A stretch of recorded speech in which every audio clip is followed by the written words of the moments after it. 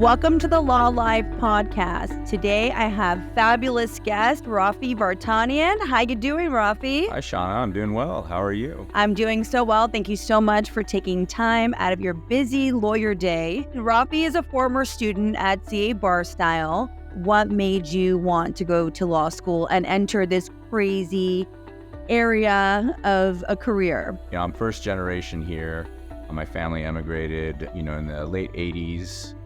And one thing that I noticed growing up here is some of the most powerful people in the world that can effectuate change are lawyers, mainly because there's order and laws in this country as opposed to other countries that don't have stable governments and don't have... Where did your family immigrate from? From the Middle East. Got it. There's things going on now. It's always been like that. My dad was of the mindset that you're going to raise a family, you need to do it in a stable place. So most of the family moved over here, and so we followed, and it's been history ever since, and thank God we did. So yeah, one of the most important things that I noticed here, and actually a few years into being here, my mom was driving us to school and got in a car accident. Immediately went through a whole set depositions, a lawsuit, the whole 9 yards. And I saw the toll that it took on her and some of the other family members in my family too. So it was a serious accident. It was pretty serious, yes. But we had good attorneys that helped the situation, and truth finding is super, super important. And, sometimes it works in our system, sometimes it doesn't. But the thing is, we have a system, and that's the beauty of it. You immigrated as a child as well. Yeah. So English was my fourth language. Yeah, and so you might not hear it in my dialect, but not at all. Your main motivation then was what? Like from a child, you wanted to be a lawyer? Was there a moment where you're like, I want to go into law? I know I wanted to help people because that was something that was really important growing up. My grandfather was a principal at a school, so growing up, I always had this hardcore nurturing support system, and that's something that has been really important in all the steps of my journey. And kind of looking back on it, I thought, what are core elements that have progressed in all parts of my life? And that is definitely a core element, having the right support system around. Yeah, so coming from the Middle East and then coming to America and seeing how we have this judicial system, which is not always fair, right? But there is a system, and the system works for the most part. That's what we're here for, right? So you want to be a lawyer. Yeah. What did you major in? Where'd you go to undergrad? Undergrad, I actually started out in biochemistry. So I did actually want to be, of course, either a doctor or a lawyer. I quickly realized I did not want to do anything. Art, math, math is not the way. There was a change in my undergrad from biochem at UC Riverside to not that, and I did actually communication studies, and I went to Northridge to finish up. Okay. And so Northridge was when I kind of really honed in my skills and what I really wanted to do, which was being a lawyer. And that's when I pursued everything. Your parents must have been thrilled. Yeah, they were definitely happy. I was recovering from a motorcycle accident. What? And, for them to hear Why did you ride a motorcycle? Why do people get on these things? Explain this to me. It's a thrill-seeking thing. Partly another thing of it was to bypass traffic during college. And of course, the last month before I graduated college was when I crashed. Broke my arms, my legs. Oh my I was goodness. definitely in a wheelchair. This is your last year of college? It was the last month of college. Your last month of college, you got into a horrible, thank God you were okay. Right. But that sounds very bad. I mean, you broke your legs. You're okay. So then you didn't take the LSAT right after college? No, I did. It took me about a year and a half to get back to a baseline, let's just say. So you take a little break and then you take the LSAT. And where do you go to law school? So I went to law school at Ventura and Santa Barbara College of Law. It was actually a night program. It was a 4-year program generally, but you can do it in 3.5 if you pack on the summers. So I was really keen on that. Even in my undergrad, just pack on summers, just nonstop, go. So that's what I did. I worked full-time as a quality compliance manager at a medical device retailer. What was that like working? Because I have a lot of applicants that have, this story where you're working full time and then you're going to law school? So it's challenging when you don't have a plan. And It's correct? still challenging when you have a plan, but at least you feel like you have some form of control for your life. I used to maybe sleep about 4 hours a night at best. Was that healthy? Probably not, but I knew it was temporary. We got to talk. I knew it was temporary. I love that, right? That's your mind telling you these milestones that happen where you're like, I have to get through this. It's hard right now. I'm tired. I'm juggling a lot, but it's temporary. I haven't heard that. And I love that so much because I think a lot of us get really caught up in the moment of the stress or, everything surrounding it. But if you can have positive affirmations in your mind to say, yeah, but it's not going to be forever. Say you're working, you're going to school full time, and you do that for 4 years. You do a 4-year program. Did you feel like it went by fast, or could you not wait for it to be over? It did go by fast. Looking back in hindsight, I do miss those days. I also met my wife in law school too, so it was Really? definitely another layer packed on there. I love that. What year did you meet her? I met her in 2010, 11. That was a year. And we went through the whole program together. And it was definitely a challenge. But that shared experience definitely gave us some insight. And I'm definitely lucky in the sense, some people that are in the situation that I'm in don't have the luxury of having their spouse or their significant other in the same field. And that can put a real big strain on a relationship. I was definitely super blessed with that. I mean, did you get married while in law school? I didn't. No. So you did until after the bar? Yeah, after the bar waited for like 4 years until after the bar to we should have her on here right now going, yes, he waited. Yes, he took his time. Yeah. Okay. Love it. So, and that's part of your story. And that's awesome, right? That shared support system that you both had. Did you take the bar at the same time? We did. So we took the bar. It was a 3-day exam at first. No, wait. Let's just back it up a little bit. So you go through law school. Were there subjects in law school that you hated? Any subjects that you were like, why is this my life? Why do I have... I hated torts and I hated Civ Pro. You know what I'm doing now? Torts and Civ Pro. Of course. On my last podcast, we were talking about I hated contract. Yeah. And literally they brought me into the office and they said, we don't know if you're going to pass this class. And I'm like, what do you mean? I can't fall out of law school. And now I can litigate a contract. I can edit a contract. I can draft a contract.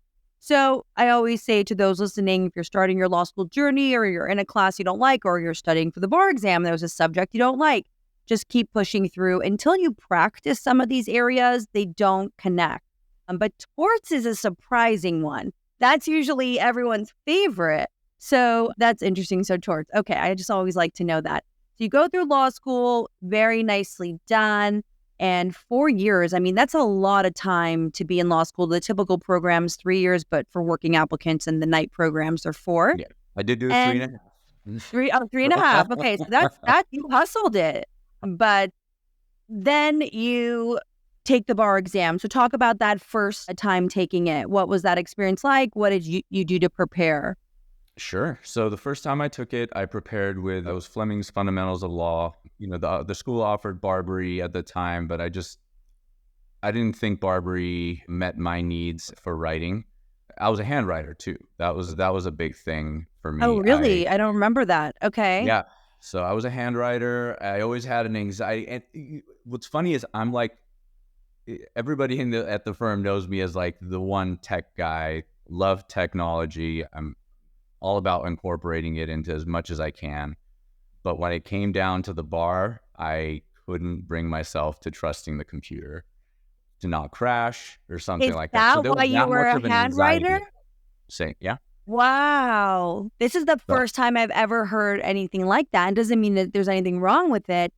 it just is, it shows what the exam can do to you mentally. Right? Yeah. So you had any friends that their computer crashed or anything I like? had a couple of people who had technical issues. Nobody that was a catastrophic failure that had to like drop out of the bar or anything like that. Yeah. So yeah, it was nothing of that nature. But again, at that point, I was still letting the exam hype get the best. You were like, I'm not taking any chances of this computer crashing.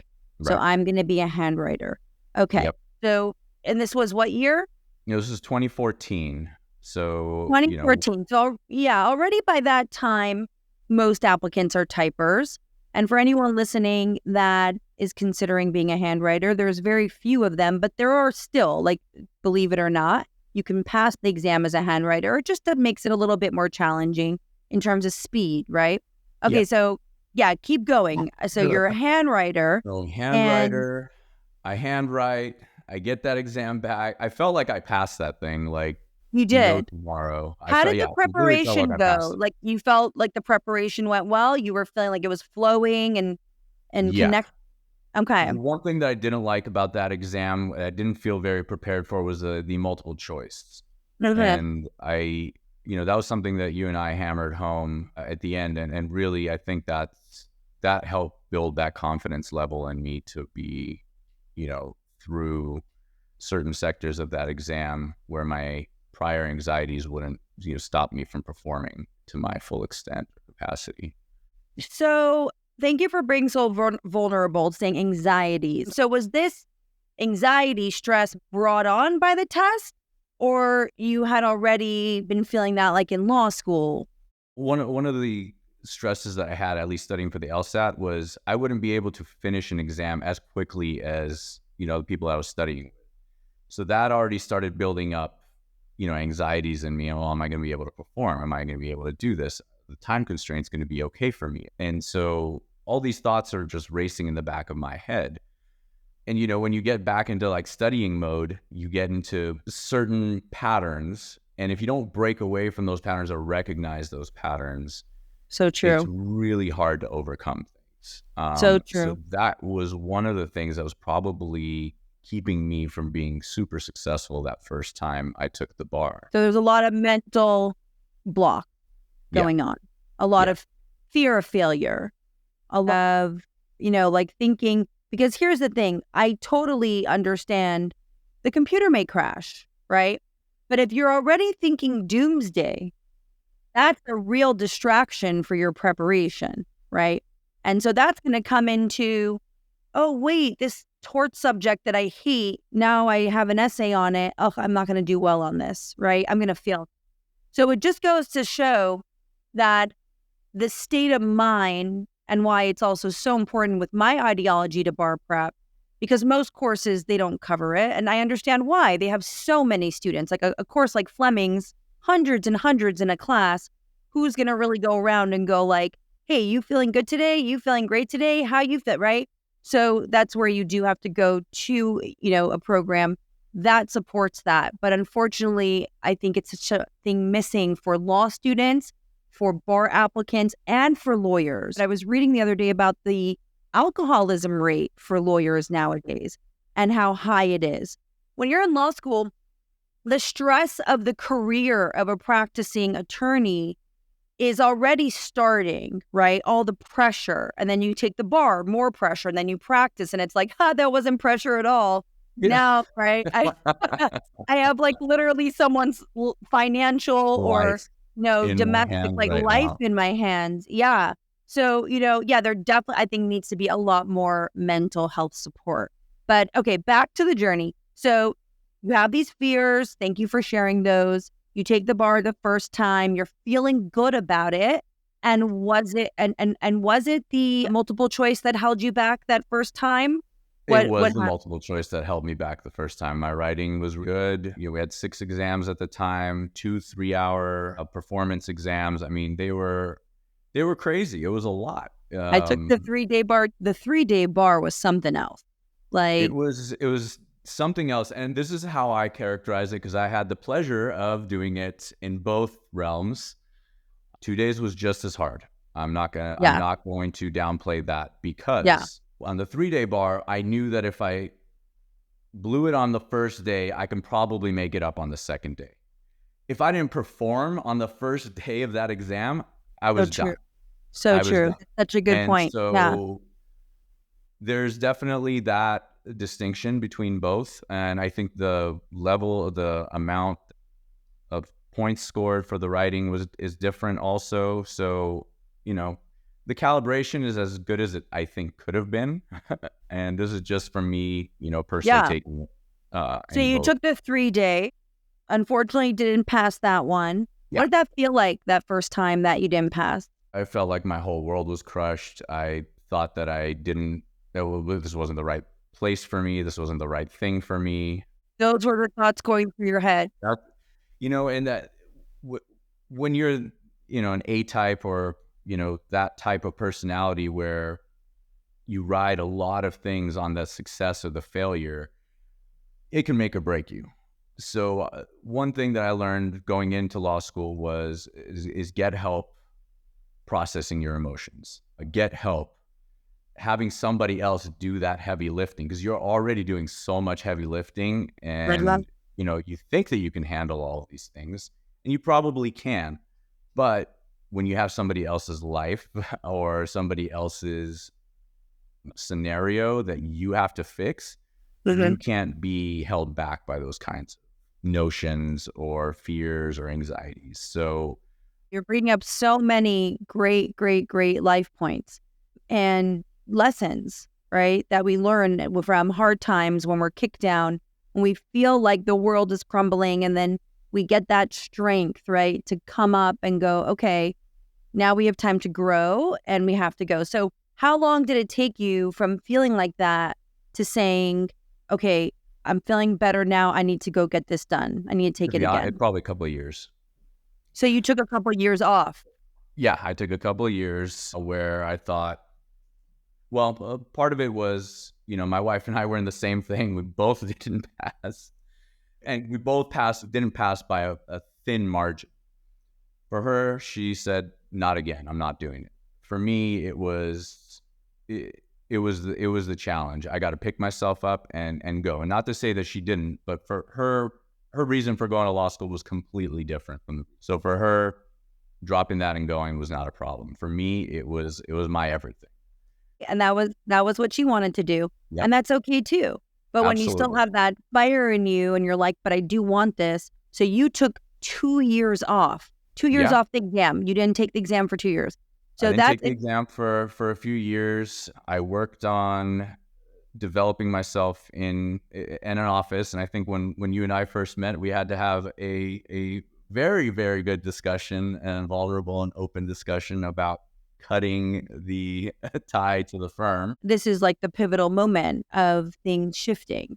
I remember these conversations of like, okay, so how did you find CA Bar Style? So I found CA Bar Style with another friend of mine. Who's a practicing attorney now, Levon Gavorkian, and he is the one that did all the research to find you. And luckily, the firm I was at, Alice Salvo's firm, was very supportive to, have me join the program and get myself to a position where I wanted to be, which was being an attorney. So was your state of mind after the 2 years, like, what happened where you're like, okay, I'm ready to go again? So it was like, because I always say after results come out, there's all different types of reactions if you don't pass that I've seen, right? There's a group of applicants that are ready to go right away. Doesn't mean they should, but they're ready to go right away. I don't think a lot of people realize, especially if you haven't gone through this type of journey, what it does, right? The mental toll and the amount that you have to know in your brain for this test, and then putting all that work in and not getting those results, and what that can really do. So how did you know it was time, I'm curious, to say, I'm ready again? It was a huge financial undertaking for us. Because again, first generation here, we kind of just did everything for ourselves. I didn't have a cushion. I think it was my wife and I were having that conversation. She's like, this is it. It's do or die. You just have to do it this time. And, I put pedal to the metal. And then you and I had a conversation where you're like, we can't do another session where you're just griping about your office. Like, you literally have to just drop it and move forward. Let's talk about how it was stressed out you were and how big your plate of work was. So you were ready to take the bar again. So this is really important. The timing of taking the test combined with the mental state and what you have on your plate of life has to be evaluated. And so many applicants are just jumping through hoops like a hamster on a wheel again and again and again, and they're not evaluating finances, how much time it's going to take, if they have a family, if they're working, whatever it is. So you had the mentality to go back in and start again, but your work life was extremely hectic. From what I remember, you were running the office. I'd take 2 weeks off before the exam to get it all wrapped up. Oh yeah, not delusional at all. Let's talk But about that. some people do it. Some people do it, and more They power are to them. martyrs of the world. I have pregnant women that do it with babies. I don't know how they do it. And I will say working full time, some do, but very few. Meaning like and it depends also, like, can you come home at 5 and just close everything up? I don't think that's what was going on with you. That is not what was going on. No, Yeah.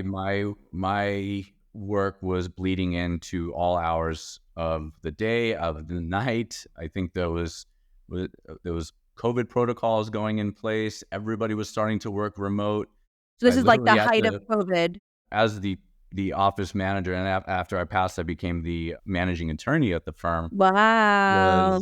It was a lot, You're managing the workloads for everybody. You're making sure that the main attorneys are getting their court schedules right. Everything is filed on time, keeping everybody happy and engaged and okay with the changes going on, and everybody working remote, and how's Such a everything stressful time. oh my gosh, it was a lot going on. It was awful. Yeah, and I think we had to figure out how servers worked and get those up and running. Oh man, And this it was is all, definitely a so was fun this challenge. while you had it already enrolled in the program? Yeah.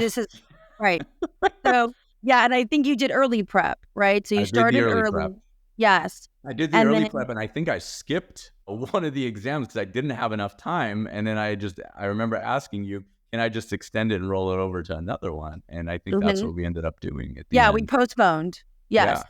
Yeah. Oh So man. let's now talk about the conversation that we had. Yeah. So it was along the lines of, you need to just basically be fired at this point because if you're not, we're not going to be able to get this done.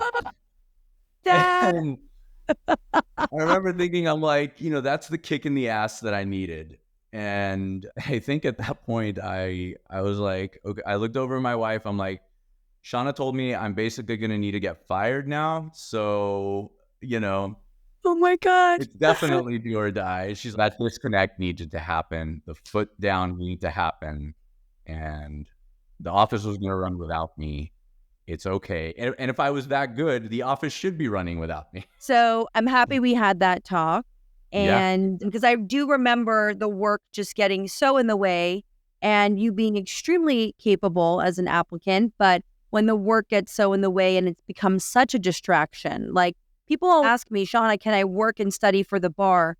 And until I see how you can do that, I don't really know the answer. Everybody is different. I remember you telling me something like, I'm taking a leave or someone else is coming into my position.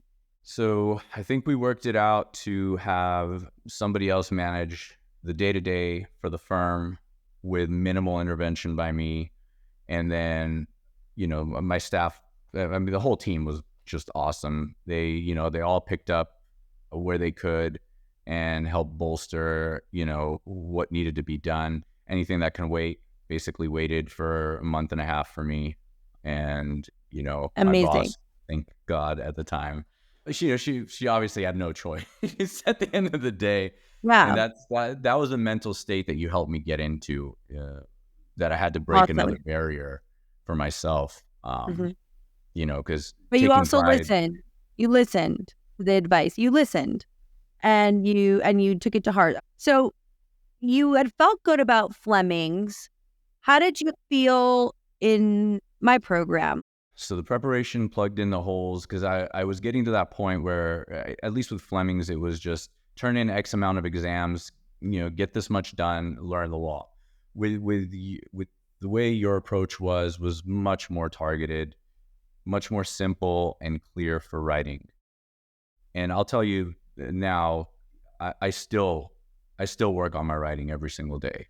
Writing for the bar is definitely very particular. Your audience is very particular. The amount of information you need to convey in a very quick amount of time is a lot. And you're trying to convey an understanding of a topic in about a minute to somebody that's flying through your paper. Supplementing that with a lot of the MBEs at the same time, that helped me cut out like my unnecessary dialogue. And a lot of the unnecessary dialogue comes from just anxiety or not knowing where you're going with things.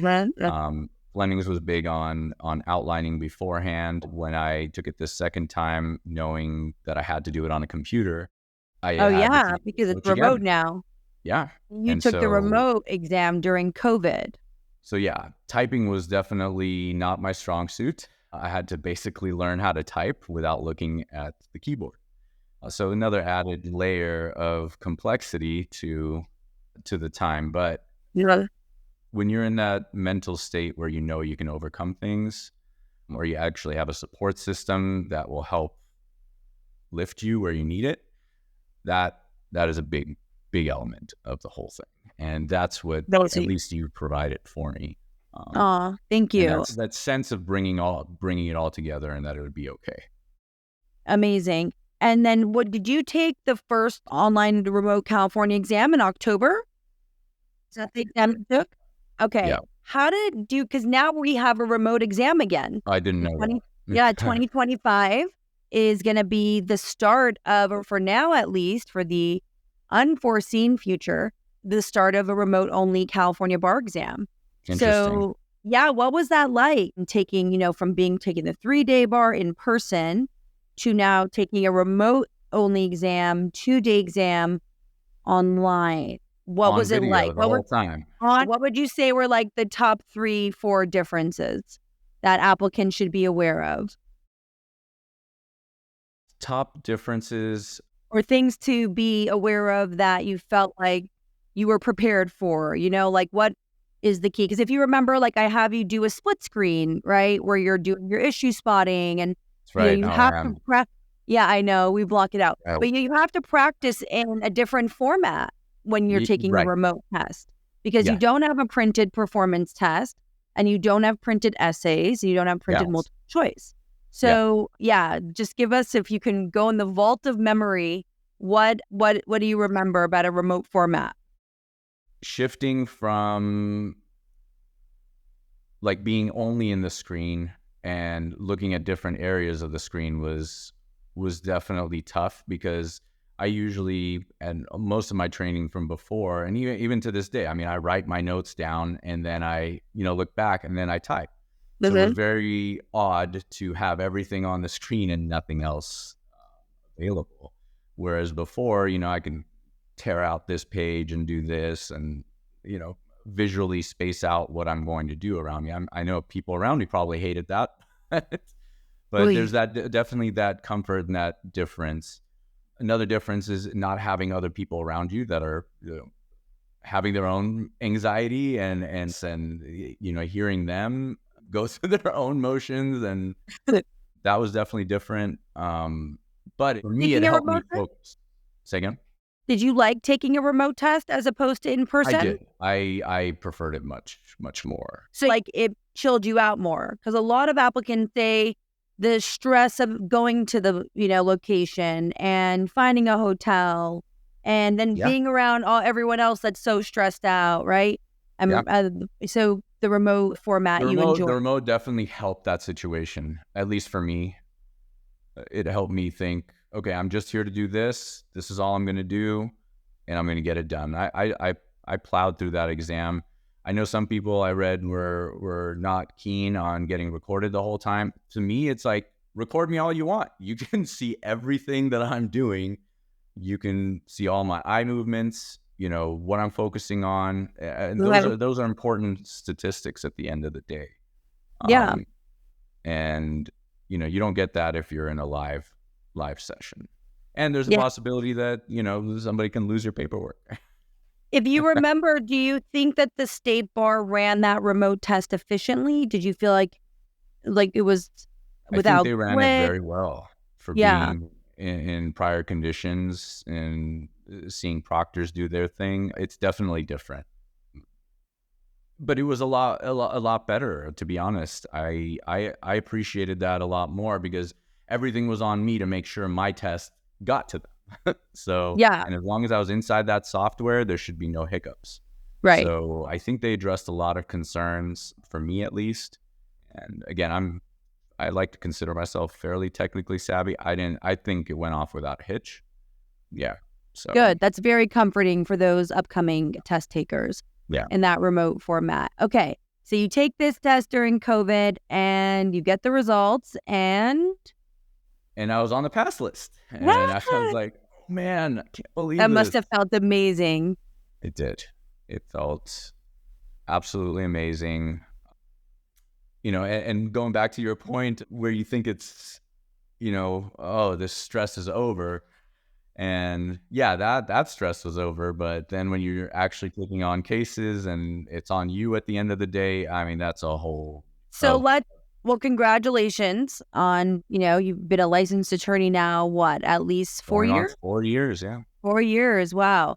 So what has that been like? And to go back, thank you for trusting CA Bar Style and listening to my advice and taking a little break from work. It's not always easy for me to tell applicants that I know need to work, or I think you had a great job, but thank you for, listening to me and applying that and implementing that and not trying to be this hero, because you don't Yeah. have to be a hero when you're preparing for the test. And it's Yep. scary to take a break from work, but sometimes you have to, and I don't want to say like you have to struggle, because why should you have to do that? But sometimes you have to take a chance on Yeah. something that's going to be more long-term, right? So good Agree. job. And I'm really happy for you that you got it done and you didn't have to Yeah. take it more than twice. Yeah. So that's really great. And I love that you took the 2 years off. I think that was smart to do. There's no timestamp on when to take it again. I always say, like, look at your life, look at what you have, listen to your intuition. So what happened next? Where did you practice? Where have you been practicing? Tell us about that. Give us some tips for practicing lawyers. Let's talk about the now and what's been going on. The now. So after passing, like I said, I became a managing attorney at that estate planning law firm. And Amazing. so other, family situations came up, and for, one reason or another, I had to broaden my horizons and go elsewhere to another estate planning firm. So I went from mom and pop estate planning to people that had high net worths and a lot of wealth and corporations and so forth. I did that for about a year, and there was just something that was just not connecting for me. I just wasn't happy. It's not that I didn't appreciate what I was doing, but I didn't feel that I was fulfilling what I kind of wanted out of my career, which was really to help people. And not to say that I wasn't helping people with a lot of wealth, but there's definitely a different world of problems that people have in different net worths. And I just didn't find any pleasure in doing what I was doing, for a paycheck, so to And thank speak. you for being so open about that. Yeah. Was a year? Within about a year and a half. So 2022, I spoke to a lot of friends. One of my best friends growing up in high school, he's a practicing attorney now in Chicago. He said, Rob, like, personal injury is something that, you might, really thrive in, given your past and those situations. Bringing it back to that car accident. It's kind of like a full Yes, circle moment. it was. So is that what you've been pivoting? That what you pivoted to? Personal That's injury? where I pivoted to. I had the opportunity to come to a firm that's growing right now. Their practice model is very different than all the billboards that you see outside. All those billboards are really high volume firms that are just pumping through thousands and thousands and thousands of cases. And not to say that that's not a bad thing, it's just that's not the model that we chose to go after. Being attorney heavy where I'm at now is very intense on writing and Yeah. very intense on quality of work. So is it like motion writing, like Right. complaints? So there's motion writing for the courts. Uh-huh. There's drafting lawsuits, long form type complaints that are very Man particular. letters. Right. Then Mhm. there's drafting for the insurance companies. So then you're Like, dealing with people that, don't know the law as well. So you kind of have to break it down in more baby terms and do okay. correlations and, Okay.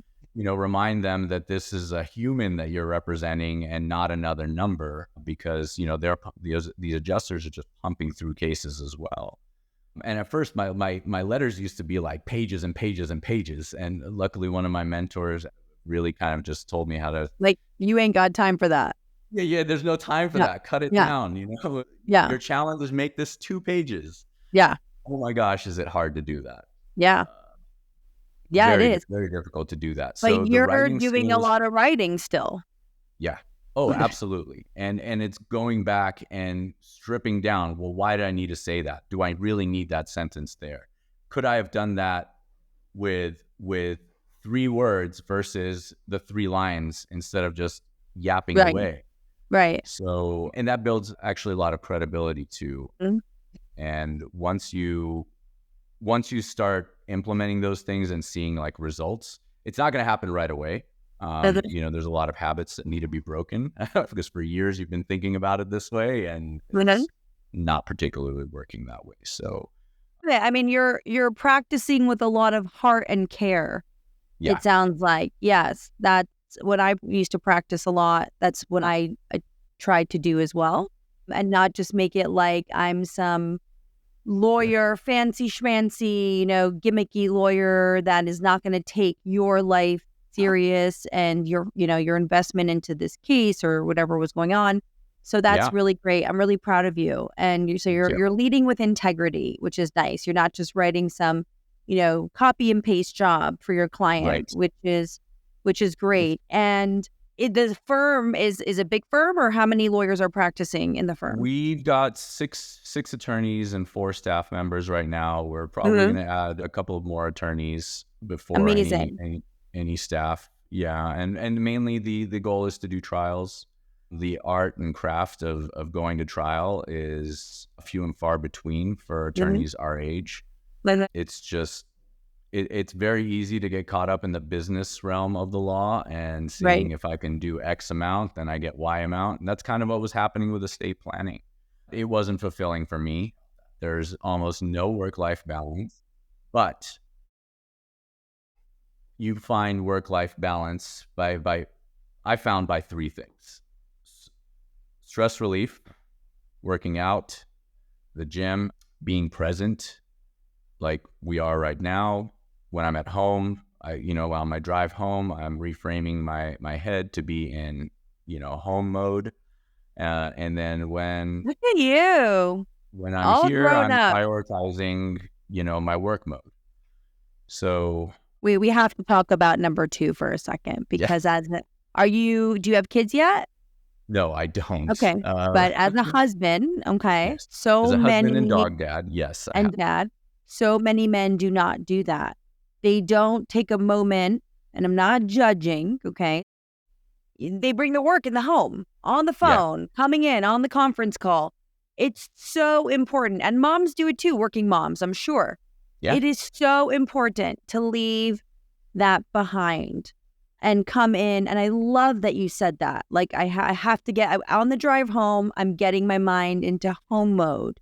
I think that there'd be a lot less divorce if more and more spouses did that.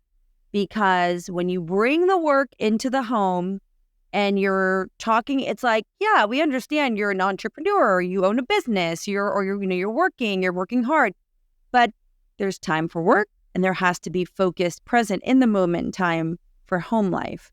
yes. And that is what a wonderful lesson that and obviously you're very young. So keep that up. Wonderful. Okay, what's number 3? Number 3, prioritizing. One of the really important things is prioritizing. I still don't know how to do it entirely on my own because everything can feel like it needs to be handled right now, right? But when you have deadlines and certain things to meet, you have to be so disciplined. And I don't always know what I need to do, but having an idea or a general thought out plan, at least if you deviate a little, you can come back to it or move it on to the next day. Prioritizing, is it something that needs to be addressed today, or is it something tomorrow or the next day? And Right. challenge.